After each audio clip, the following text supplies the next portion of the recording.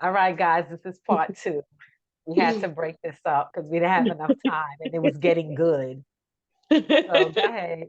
Go ahead, Katrina. y- yeah, so I think we left off with me explaining about the upcoming like seminars for or training sessions, should I say, for employees on a peer-to-peer basis, right? Right. I just feel like employees would be more comfortable talking to their peers, or if they recognize, because you spend a lot more time with your peers than you do with the managers, right? Right. So I might see, Katrina's been depressed, or Katrina might even told me something and she just doesn't know where to turn. But here I go, giving her this piece of paper saying, Did you know that they give us these benefits? Like these are available to us. Um, and then again, I feel also we have to, as a company, I just think as the population, we have to normalize it. The minute that it becomes normalized that mental health has been around since the beginning of time, because it has. Anytime you do battle inside your head, that's mental health, right? Financial stresses. We always focus on health, like how does it attack our bodies? But what about finances? That stresses people out too, right? So you might be more privy to sit and tell your coworker like, oh man, I got all these bills and I'm stressed out. I don't know how I'm gonna do this. And now you're slacking with your job because you so worrying about your bills at home, you're not getting enough sleep. Here goes your coworker. They could offer you the services that they were made aware of. So it's just a lot about education, I think. Yeah. And I think it's also about the employee feeling comfortable to, I don't think that anybody will ever like it's gonna take a long time for people to feel 100% comfortable with mental health because the stigma has been there for so long. well, no, not with mental health, but with I think they need to feel comfortable sharing in the workplace because I think a lot of people are fearful of their jobs. And Hmm. this is just because how life has been. Like either you're out too much, you're getting reprimanded. You have a breakdown at work, you need to take time off and possibly like people. I think people are scared. That's really what I think the employers need to normalize it and let the employees know that it's okay and give them that space to come forward. That's what I think. I agree with that. I actually definitely agree with that. I and what I'm about to say, a lot of people might not agree with me with this, but I feel like employers need to treat adults like adults and not like we're children, we're asking for permission, things like that. I feel See, like if you hire me and you know that I'm a subject matter expert or whatever in my field, you should respect me enough to know that whether I'm sitting at my computer for 8 hours in a day working on something or I get it done in 4 hours, I still delivered what you asked for. right, You understand what I'm saying? So clocking somebody's time. Oh, Katrina came in 5 minutes late. I mean, I know that was right. old school employer behavior, but I feel like the millennials have changed that Oh concept, yeah, oh yeah, which is they changed a excellent. lot. Oh yeah, it's like, oh, I'm not doing that. I don't care. I'll go find another job. They don't care. Whereas us or even our With parents me, is I'm just like, scared to no, ask an employer how much are you paying me. I'm scared to ask them that. That you them. know, what am I being paid? How about how How many many vacation days? they Like don't they're care. on it. And it's good because what people don't realize is conceptually, it's a business arrangement. Just like Right. you might hire somebody to work on your car, they fix your car, you pay them, they go about their business, you go about your same thing. It's the same thing. I don't own your company. You don't, Right, I'm providing a service to you. You're compensating me for providing that service. Do I right. want to be the best at what I'm doing? Absolutely. Of course, But at everything. no one owns me, right? So I don't really feel I need to ask permission to be out to whatever. I think letting my team and my manager know, oh, tomorrow I'm going to take a PTO day, and making sure it's coordinated so that there's coverage. That's Right, different than right. me asking for permission like I'm 5 and you're my parent. I think that's the mindset that a lot of people still have, because Yes, you still do have a lot of baby boomers that's in the workforce, which is great. right, So they're right, used to that behavior, right, but now it's like I said, the millennials, they changed the game. right, right. And a lot of it is for the good. Because I know Exactly. when I learned that I can ask about a salary, like that's one of my questions. To be honest, like I've always, one of my biggest pet peeves, like in the workplace, is my coworkers not asking questions, believe it or not. So I've always kind of gotten close to executives, like, because I want to learn from you. I respect your knowledge, how you Right, climb the corporate ladder. So I'm right, gonna cling to you because I right, want to get there, right? right. So if we're having a team meeting, why do employees feel like they can't ask questions? This is your opportunity. If your manager or the exec is talking about budgets, budget cuts, how is that affecting my salary? How is that affecting the budget that I might need to get my job done? Like, how is that? Like, everybody will just sit there like they're in Yeah. church or in a library And then and complain about it after. after the meeting is over, complain to their peers that still can't do nothing about it. But I think a lot of that it may also come from the baby boomers, like just that fear. Well, Because I know the millennials be like, excuse me, how is that gonna and right? I'm not a millennial, but I do it. Like, I'm known to be like, it's funny, an exec that I used to report to, every time we would have our group team meetings, he would turn to me and be like, Katrina, you have any questions? Because he knew I'm asking the questions that everybody in that room is It's thinking, but thinking, they scared to ask. And to be yeah, honest, I got respected for that yes, because I wasn't afraid, yeah, you know?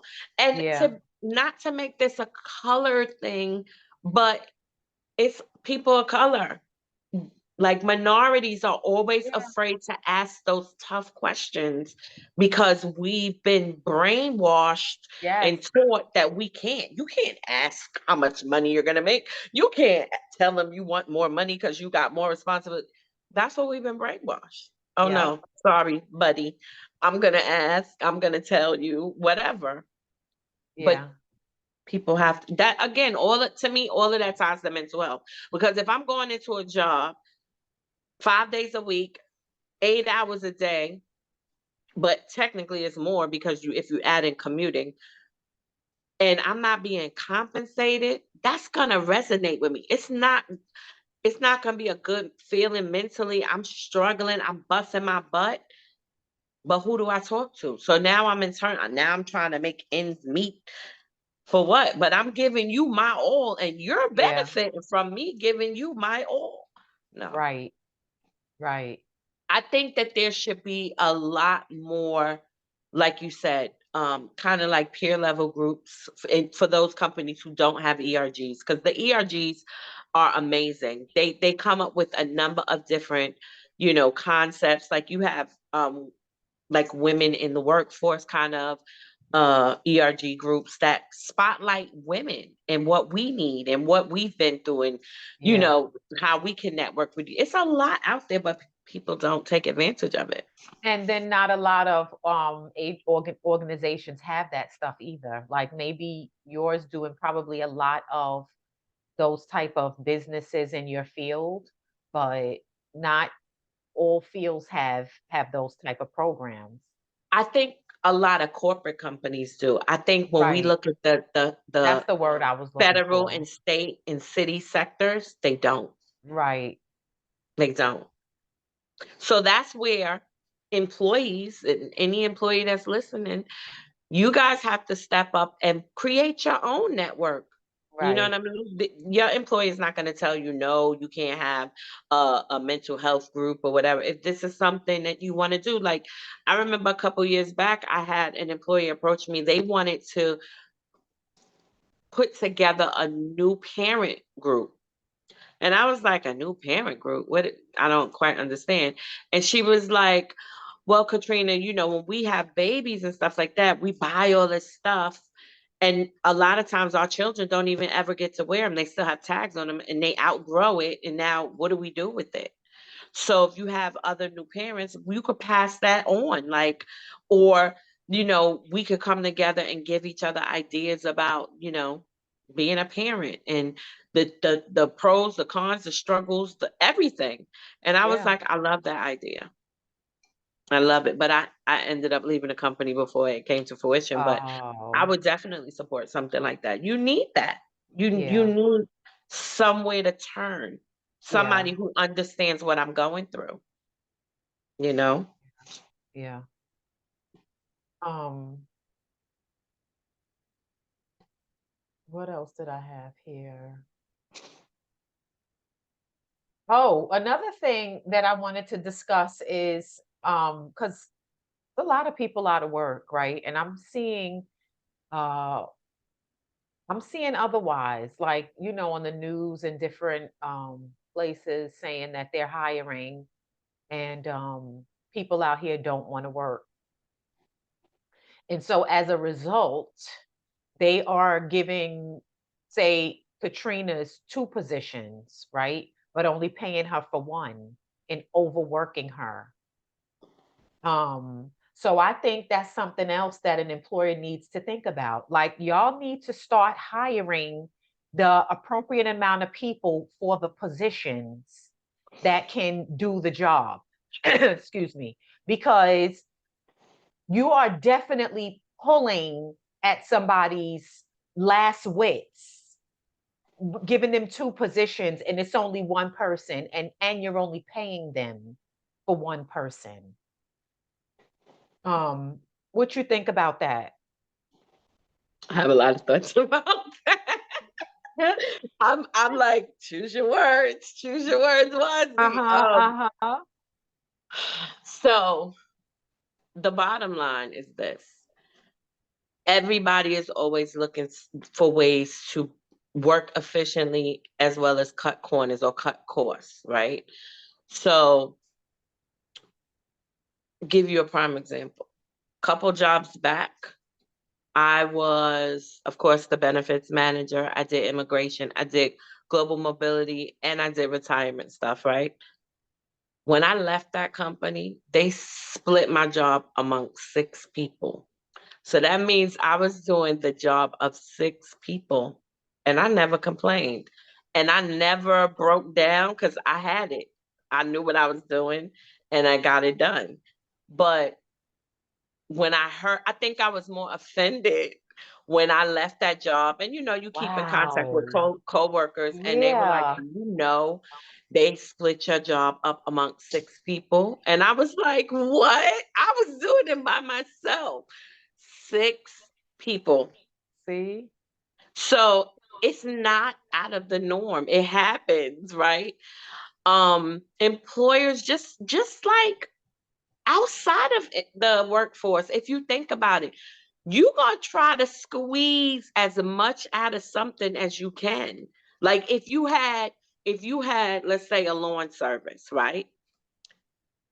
If your lawn service can also cut down your trees, maybe plant some flowers or whatever, and you only paying them $100, technically that should be 2 different companies or 2 different Two different services, positions. Yeah, or two right? different, yeah. But because you saving by getting all of those services under one for $100, you going with $100. You're not going to take on the liability of having these 2 people. Same thing in the workforce. get Katrina to, she time manages and she could do all this stuff. Why do I need to hire somebody else? That's one. Two, a lot of times we as people, because of our fears, we pretend that we can do it all. Right. We do that to Right. ourselves. Right. Because my thing is, okay, say like I am taking on a job of 6 people and I'm actually doing it and it's not affecting me. Okay, I'm gonna let you continue to do it. But if you're physically complaining to a manager, that manager should not. I mean, and I understand it may be some things that may be out of their control as far as hiring and stuff, right? But it's like if I am telling you that it's too much, right? I'm opening up to you and I'm talking to you about this and I'm telling you that it's too much. I shouldn't have to fear that something is going to happen to my position. Like the employer needs to recognize that and try to do what they got to do, but I don't think that they do that. I think they still try to squeeze as much as they can out of you. That I'm going to disagree with. And this is why I'm going to disagree respectfully. Because people can't complain without a resolution. You get more honey and more flies with honey, or more bees with honey, whatever the saying is. If you go to your manager and you're like, oh, I'm struggling, this is too much, da da da. What is your recommended resolution other than hire somebody else? How can we make this role or this process more efficient?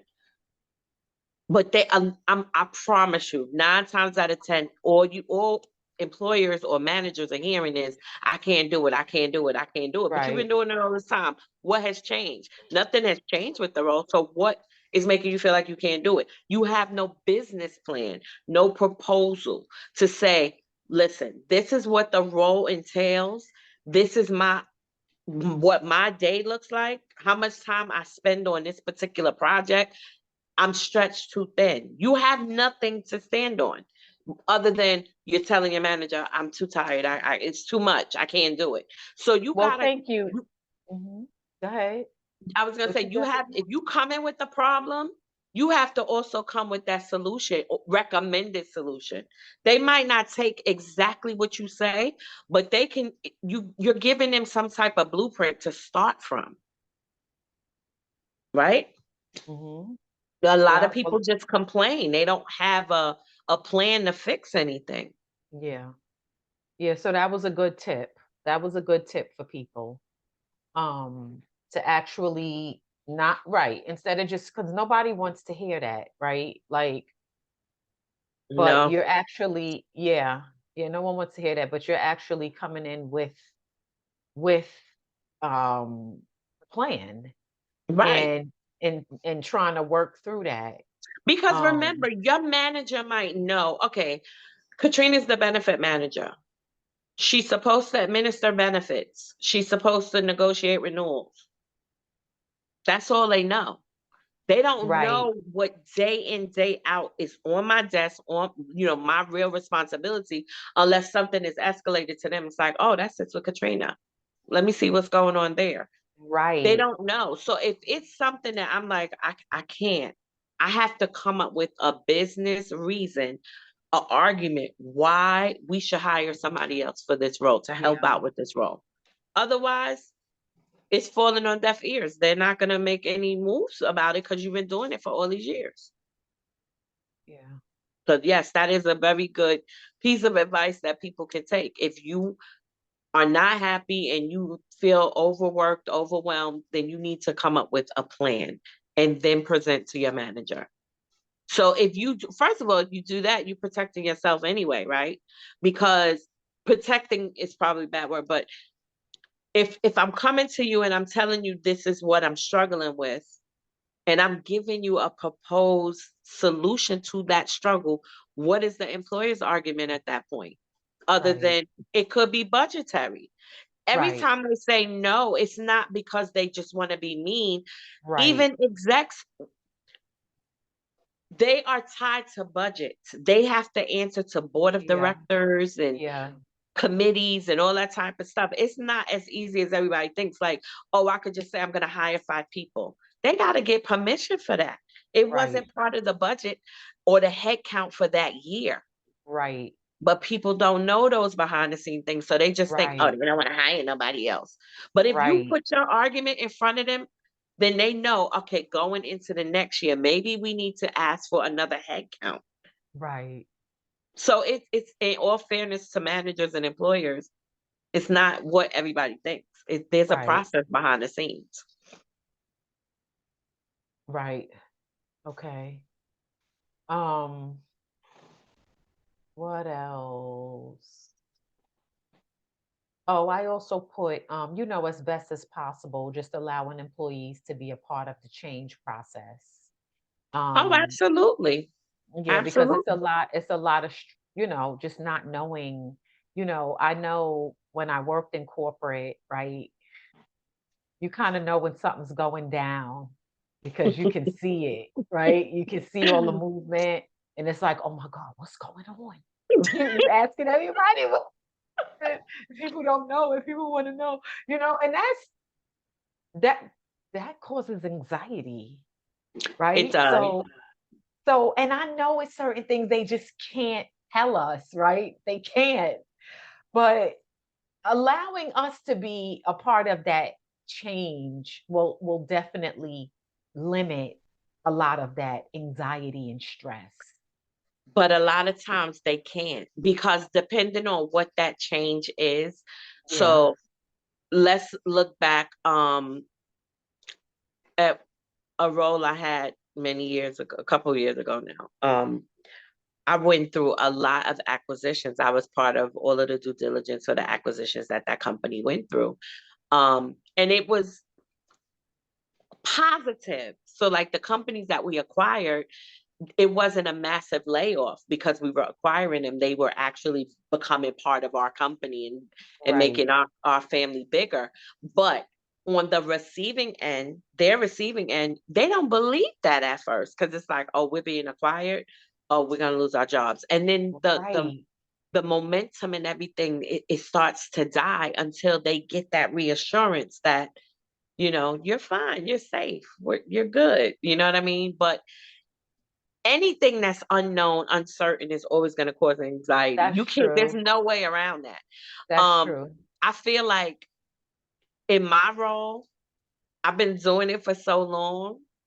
I have a sixth sense about it. So like I could look at somebody and know they're gonna leave.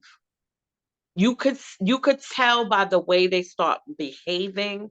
Yeah. I might not have seen a resume flying or nothing, but Yeah. you could Or a tell when word or somebody nothing. checks out. Yeah. Yeah. You could tell. And sometimes people jump ship too early. Like if they know, oh, there's a big thing going on in a company, they immediately think they're going to be affected by it and they jump ship. And sometimes they're secure and they don't even realize it. So Right. now you've left the company that you've built years of experience and service with them to go and be the lowest man on the totem pole at a new company. That doesn't make Yeah. sense. But I get it because you're trying to Yes. secure your own bag, right? Right. Right. It's a Right. catch 22. Yeah. Wow. Um, I think that was all of my tips that I had that I wanted to talk to you about. Um,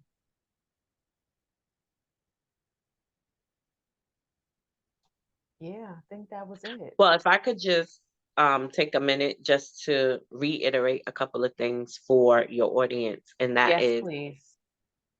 mental health is nothing to be ashamed of, whether it's in the workplace or it's outside of the workplace.